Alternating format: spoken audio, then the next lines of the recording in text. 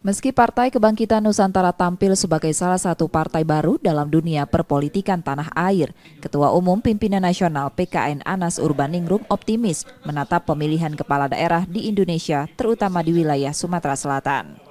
Anas Urbaningrum bahkan sudah menyatakan dukungannya, sekaligus mendorong kadernya yang juga Ketua Pimpinan Daerah PKN Sumsel Lusianti untuk maju dalam pemilihan kepala daerah di Kabupaten Musi Banyu Asin, Sumatera Selatan pada tahun ini.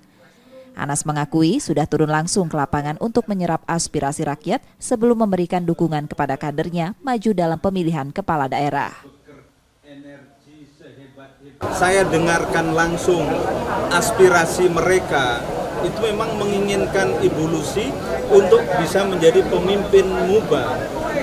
Nah, karena itulah ketika saya sudah tahu persis keadaan lapangan seperti itu, maka tentu PKN tidak akan melawan aspirasi rakyat itu. Justru kami ingin memenuhi aspirasi rakyat Musi Banyu Asin. Siapa yang mereka kehendaki? Yang mereka kehendaki adalah Ibu Lucy.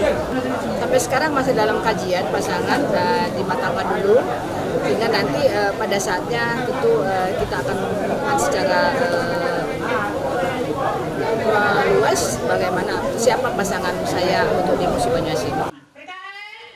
Dalam kontestasi pemilihan legislatif di Sumsel tahun ini, PKN Sumsel berhasil meraih 4 kursi di DPRD MUBA, 1 kursi di DPRD Oku Induk, serta 1 kursi di DPRD Sumsel. Nur Muhammad, Kompas TV, Palembang, Sumatera Selatan.